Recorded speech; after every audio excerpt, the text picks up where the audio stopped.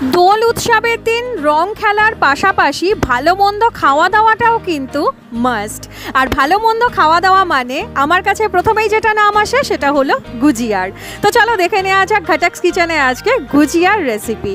তো এখানে দেখো 3 কাপ পরিমাণ ময়দা প্রথমে আমি নিয়ে নিচ্ছি। এর সাথে মিশিয়ে দিচ্ছি আধা চামচ পরিমাণ নুন, 1 চামচ পরিমাণ চিনি এবং হাফ কাপ পরিমাণ গলানো ঘি। ঘিটাকে 30 সেকেন্ডস মতন গরম করে নিয়েছিলাম। এবার ভালো মতন ময়দার সঙ্গে নুন, চিনি আর ঘিটাকে মিশিয়ে নেব। ঘি দিলে কিন্তু যে গুজিয়ার কোটিংটা সেটা দারুণ মুচমুচে হয়। তো আমাদের ময়দাটা কিন্তু ময়ান দেওয়া ভালো মতন হয়ে গেছে। এবার হাফ কাপ পরিমাণ দুধ এই ময়দাটার মধ্যে আমি আগে মিশিয়ে নেব। অবশ্যই অল্প অল্প করে সম্পূর্ণ ময়দাটার মধ্যে দুধটাকে প্রথমে মিশিয়ে নেব। আর দুধটা কিন্তু রুম টেম্পারেচারে রাখা ছিল। তো সম্পূর্ণ দুধটা কিন্তু আমি এর মধ্যে দিয়ে দিয়েছি। এবার হালকা একটু গরম জল দিয়ে ময়দাটাকে খুব বেশি নরম করেও না আবার খুব বেশি শক্ত করেও না মেখে নেব, ঠিক যেমনটা তোমরা স্ক্রিনে দেখতে পাচ্ছ। এবার এটাকে 30 মিনিটের মতন রেস্টে থাকতে দেব। এবার 1.5 কাপ পরিমাণ চিনি, 8খানা এলাচ দিয়ে আমি গুঁড়ো করে একপাশে রেখে দেব। এটা স্টাফিংয়ের জন্য আমরা প্রিপারেশন নিচ্ছি।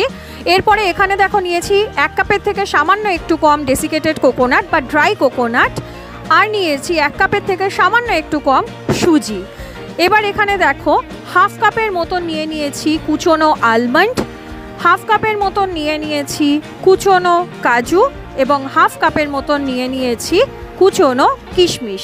এখানে ড্রাই ফ্রুটস কিন্তু তোমরা চাইলে আরও ভিন্ন ভিন্ন ধরনের অ্যাড করতে পারো। ঘরে তৈরি মাওয়া নিয়ে নিয়েছি হাফ কাপের থেকে সামান্য একটু বেশি। এবার 1.5 চামচ মতন ঘিতে প্রথমে নারিয়েল বুড়াদা বা ডেসিকেটেড কোকোনাটটাকে আমরা একটু রোস্ট করে নেব। হালকা ব্রাউন কালার যখন ধরে এসছে তখন এটাকে নামিয়ে নেব।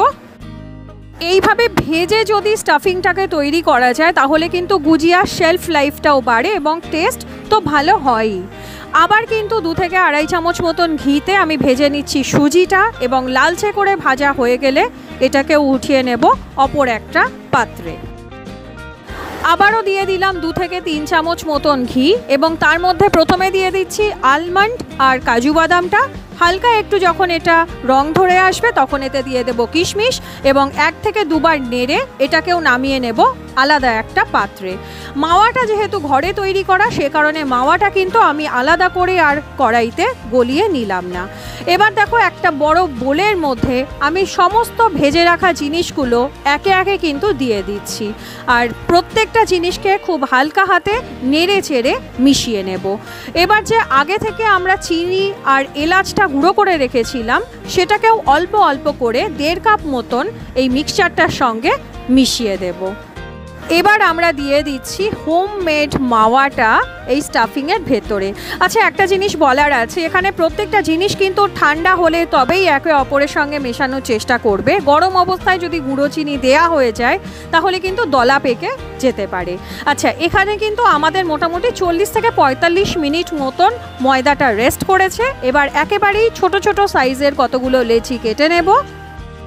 তো এরকমই ছোট ছোট সাইজের দেখো কতগুলো লেচি বার করে নিয়েছি এবং গড়ে নিয়েছি এগুলোকে বেলে বেশ কয়েকটা গুজিয়ার যে শেলটা হয় বা যে কোটিংটা হয় সেটা কিন্তু একটু পাতলাই হয়। সুতরাং এই যে লেচিটা আমরা বেলছি এটাকে বেশ পাতলা করে কিন্তু আমরা বেলে নেব। অথেন্টিক বিহারি গুজিয়া যেটা সেটা কিন্তু বেশ ভালো মতন ক্রিস্পি হয় এবং শেলটা বা কোটিংটা যেটা হয় সেটা খুব পাতলা হয়। তো দেখো এখানে আমি পাতলা করে এই শেলটাকে বেলে নিয়েছি। এবার এখানে নিয়ে নিয়েছি একটা মোল্ড। এই মোল্ডটা কিন্তু অনলাইনে ইজিলি অ্যাভেলেবেল। তো ব্যাস, এবার এটাকে সেট করে দিলাম মোল্ডের মধ্যে এবং 2 চামচ মতন স্টাফিং আমি দিয়ে দিলাম এর ভেতরে। এবার সাইড দিয়ে একটু জল লাগিয়ে দিচ্ছি যাতে খুব ভালো মতন একে অপরের সঙ্গে এটা সেট হয়ে যায় মোল্ডের মধ্যে। এবার বাড়তি যে অংশটা আছে সেটাকে কিন্তু আমাদেরকে কেটে বাদ দিয়ে দিতে হবে। তবে তার আগে এই মোল্ডটাকে কিন্তু একটু ভালো মতন প্রেস করে গুজিয়াটাকে পুরোপুরি শেপে আনতে হবে এবং সেট করে নিতে হবে। খুব সহজ না? এবার হাতের সাহায্যেও কিন্তু এই জিনিসটা করানো যায়, তবে আমি সেটা পারলে পরে কোনো একটা সেপারেট ভিডিওতে অবশ্যই তোমাদের সঙ্গে শেয়ার করব। তো দেখো আমার গুজিয়াটা কিন্তু রেডি হয়ে গেছে, আর এটা হলো সবথেকে ইজিয়েস্ট এবং সেফেস্ট একটা অপশান গুজিয়া তৈরি করার। গুজিয়া ভাজার জন্য একটু লিউক ওয়ার্ম তেল লাগে, অর্থাৎ ঈষৎ উষ্ণ গরম তেল লাগে, এবং বেশ অনেকটা তেল দিয়ে এটাকে ভাজলে বেশ ভালো ভাজা হয়।